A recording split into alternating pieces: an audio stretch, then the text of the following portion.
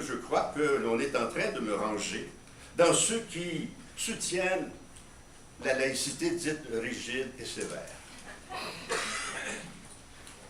Ceux qui me connaissent, je pense, ne m'ont jamais attribué ces adjectifs.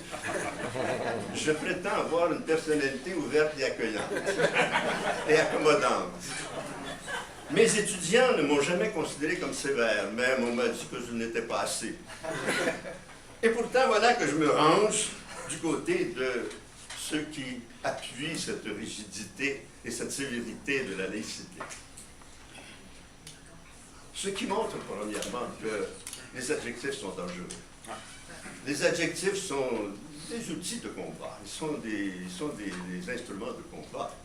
Et, à mon sens, le rapport Bouchard-Taylor ne s'est pas privé de les utiliser en faisant usage de ces adjectifs. Parce que, surtout de ces années-ci, c'est toujours plus beau d'être du côté de l'ouverture et de l'accommodement et de l'accueil que du côté de la rigidité. Déjà, les adjectifs nous condamnent, en quelque sorte. Donc, à cet égard, je regrette l'usage de ces adjectifs dans un document comme celui-là. Je crois qu'ils n'auraient pas dû avoir leur place. Parce que,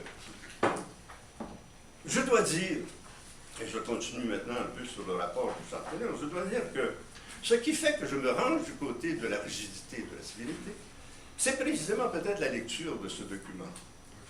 Parce que j'étais peut-être prêt à accepter une certaine laïcité ouverte, mais la lecture du chapitre 7 du rapport m'a, je pense, fait basculer de l'autre côté. Pourquoi?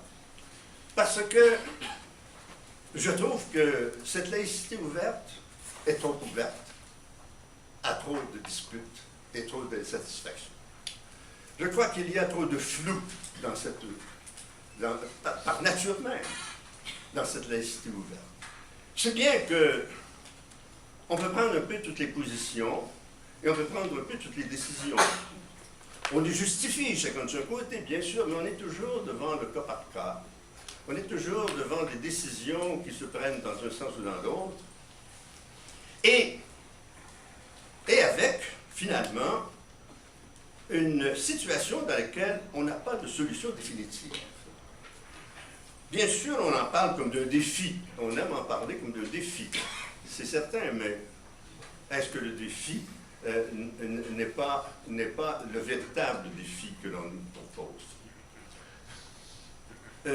Par exemple, le rapport de la Commission propose d'éliminer le crucifix à l'Assemblée nationale. Mais voilà que l'Assemblée nationale, à l'unanimité, en a décidé le contraire et a décidé de le garder.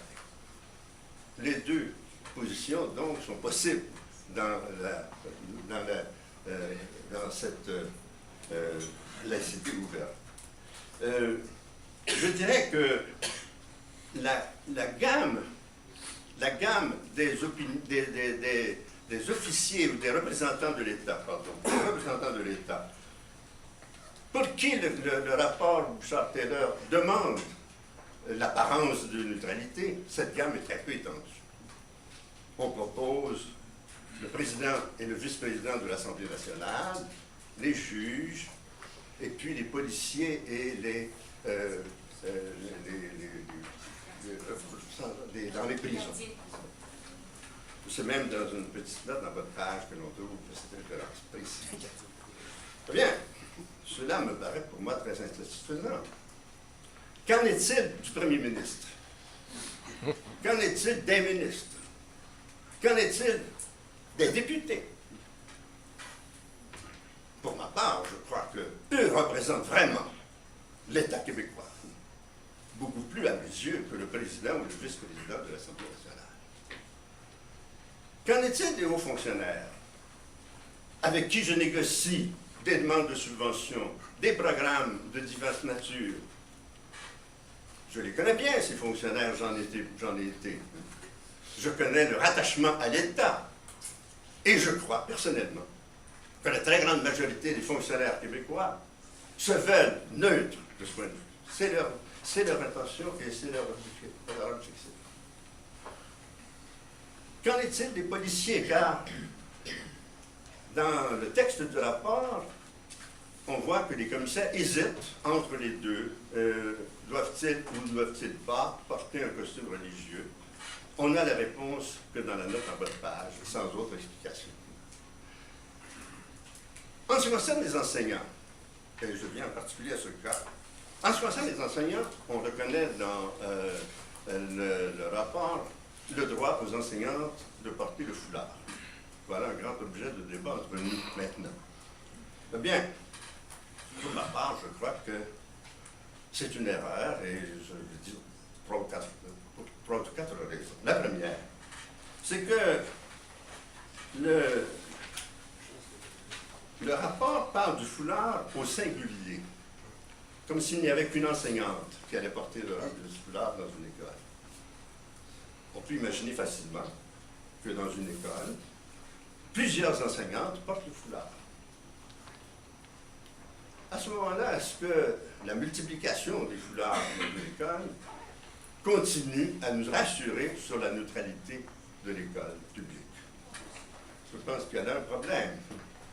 Tant qu'on parle du foulard au singulier, ça va bien. Quand on aborde la réalité des foulards, voilà que la confessionnalité ressort un peu plus. Deuxièmement, je ne veux pas être caricatural, mais pourquoi ne pas penser qu'il pourrait y avoir un retour des soutanes? Je l'ai tellement connu, les soutanes. Elles ont accompagné mon enfance, ma vie, ma jeunesse. Ils ont parti de ma vie. Et je les ai respectés, je les respecte encore. Mais si on accepte le foulard, pourquoi n'accepterait-on pas des hommes et des femmes en soutane? Il y a en ce moment des communautés religieuses nouvelles ou des sectes nouvelles où les femmes et parfois les hommes portent les soutanes maintenant. Qui vit dans les Laurentides le sait.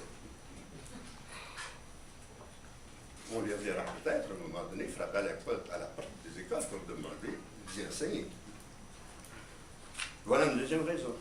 Une troisième raison, c'est que le rapport lui-même, le rapport Bouchard lui-même,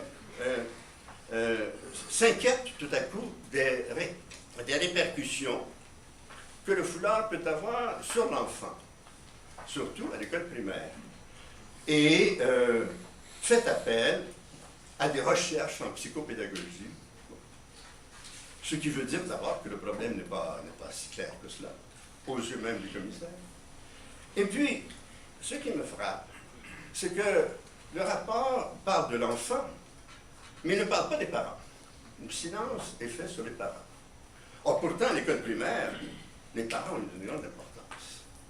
Et je suis obligé de dire que, autour de moi, je connais un bon nombre de parents qui auraient objection à ce que leur enfant fréquente une école où l'enseignante, et plusieurs enseignants surtout, portent le foulard. Est-ce par préjugé? Je ne crois pas. Je crois que c'est parce que ces parents ont accepté de plus en plus aujourd'hui au Québec la neutralité religieuse de leur école. Et cela m'amène à la quatrième raison. C'est que depuis 50 ans, le Québec, la population québécoise et l'État québécois, nous sommes engagés dans une démarche de déconfessionnalisation. Et je crois que c'est ça le grand mouvement que nous avons connu. Il est tellement évident.